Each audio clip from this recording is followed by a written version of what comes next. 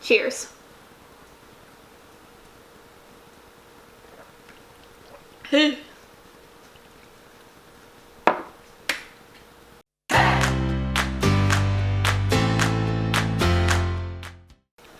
Hello, cheers, and welcome back to another video. My name is Taylor, and I actually just finished the second week of the Make Your Myth Take a Readathon. It was an interesting week, to say the least. I actually started the week off reading Dance of Thieves by Mary E. Pearson. I actually ended up DNFing this book, so I ended up doing a reread. So my issue, we'll talk about this book first, and then we'll get into making a drink. So I started the week off by reading Dance of Thieves by Mary E. Pearson. I got about 50 pages in and I decided to DNF it. It wasn't that it was a bad book, and I do plan on finishing it in the future. I just think that it wasn't the right book for me this week. Because of that, I decided to pick up a different book, but some of the reasons that this wasn't for me was mainly just because it starts off so slow, and I think that the author does a lot of info dumping right away, which was really difficult for me to get through. Like, all of these names and places were being thrown at me, but there was actually no explanation around any of them. And normally that's okay, you expect it with fantasy and you realize that you're gonna learn these things as you go, but it was just a little bit too much. And a lot of it was too relied on the dialogue to tell us what is happening, which most of the time that's actually a really good thing. I like when dialogue tells us, but it felt a little bit out of place. So I decided after 50 pages to DNF this book, and then I decided to do a reread of House of Earth and Blood by Sarah J. Maas. I just read it this year, so the fact that I already did a reread, we'll talk about it, but we'll get right into making the drink first, because I want to have a drink for this, and my ice is melting. So today we are going to be making the House of Earth and Bloody Mary. It's not very surprising. There's not many drinks you can make with blood in the end.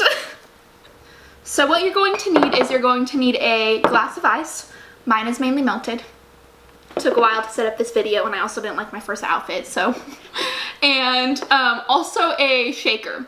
So I don't actually have a bar shaker. I've actually been trying to wait for Ross to reopen so that I can get one from there that's reasonably priced, but you can't have everything. So I'm just going to use John's little blender bottle because I think it'll do the trick just fine. So to start off with, we're going to do the tomato juice. Now I just got this one from Target. I'll shake it first because most juices say to do that. I've also never made a Bloody Mary in my life, and I'm gonna need to be really careful because I didn't think this white dress through first. But it's about 5 ounces. I'm gonna do about 3/4 cup. Yeah, we don't measure things in this household very often. So there's that. Okay. Wow, I'm trying so hard to be so careful. I just feel like everything is gonna be a mess.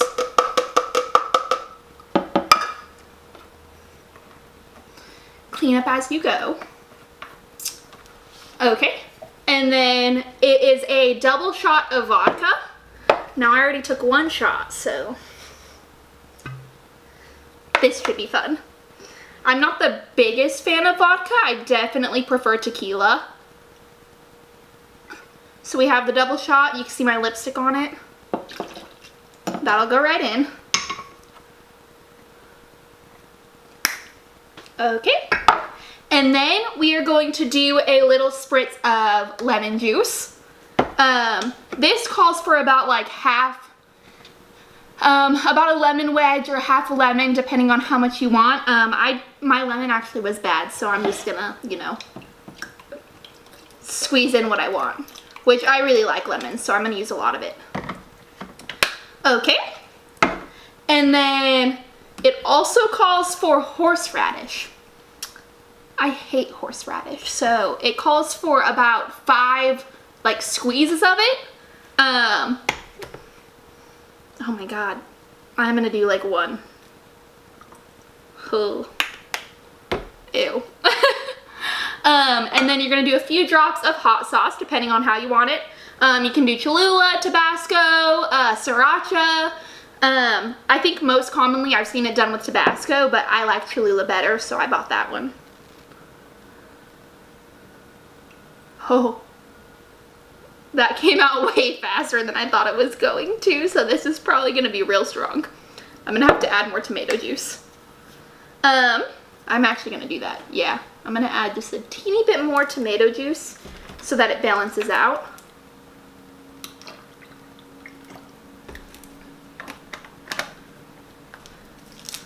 Okay. And then you add just a dash of salt and pepper. And you can do the spicing to your liking.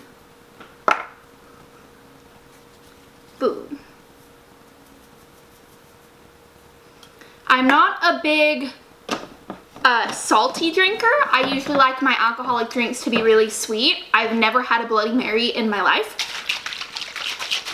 Yeah, we're just gonna shake. Oh. It's making a mess. Oh, apparently this is broken. Well, good to know, John.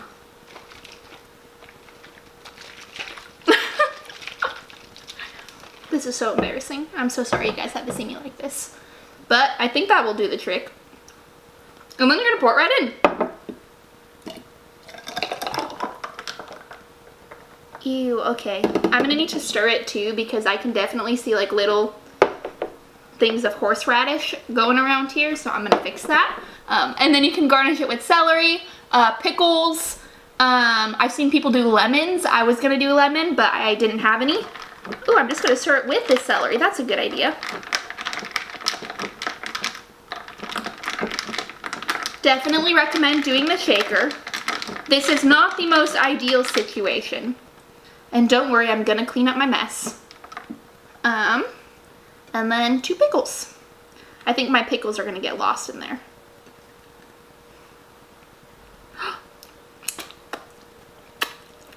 That's pretty cute. Do you guys see it? Oh my god, I forgot. Okay. I was also going to do a tahini rim, but I forgot. But you can also do a tahini rim. I love doing those because they provide such a good flavor. And it's like so good.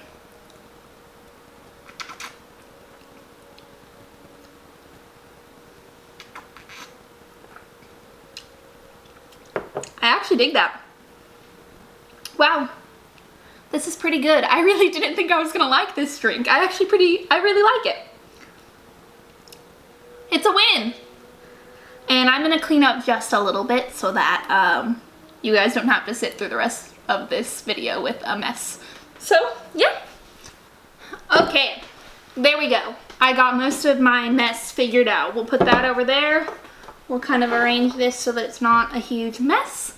But yeah, so there were a lot of things that I really liked about Crescent City and a lot of things that I didn't like. I guess it's called House of Earth and Blood, but that's a mouthful, so I'm gonna keep calling it Crescent City. So I reread this towards the beginning of the year when it first came out, I think in March. So it's only been a few months since I read it. The reason I decided to reread it mainly was because so many people were reading it and I wanted to read it again. But secondly, I didn't really like it as much the first time. Like, I gave it a good rating because I was like, in the moment, I really enjoyed it. But then the more I had a separation from it, it started to deteriorate in my mind where I was like, did I actually like it? Or was it just because it was Sarah J. Maas and I love Sarah J. Maas that I was building it up in my head? And I think that that had a lot to do with it because, again, I am such a huge Sarah J. Maas fan.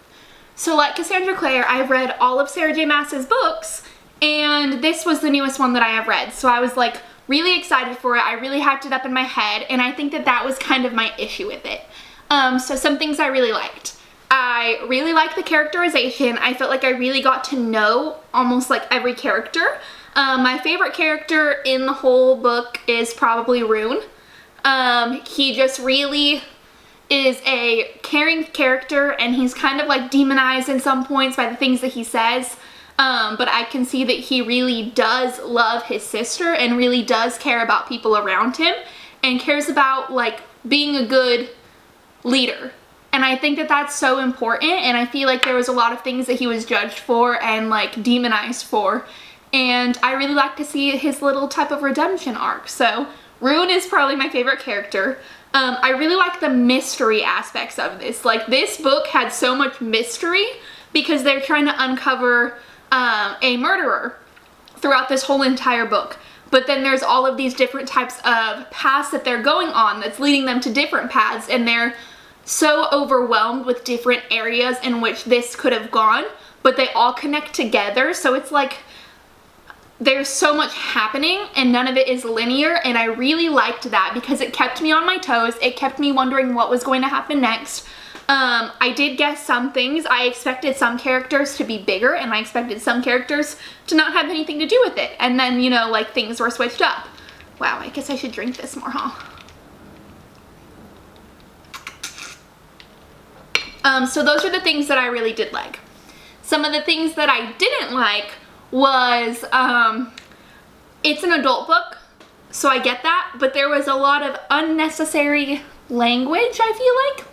Now, I'm someone who loves to curse, like, really loves to curse, but there were just some phrases in here that, like, kind of made me cringe, where I was like, who says that? I don't know. And I get that it's still a fantasy world, so they have different phrases than us, but there were some phrases that actually, like, made me cringe, because I was like, who's speaking? It sounded like a 12-year-old who didn't know how to use curse words, and just, like, said whatever, like, came to the top of his head, like, that's what you are, like, that's literally what it felt like to me. And so there were some parts like that where, like, that kind of made it unbearable to watch or to read.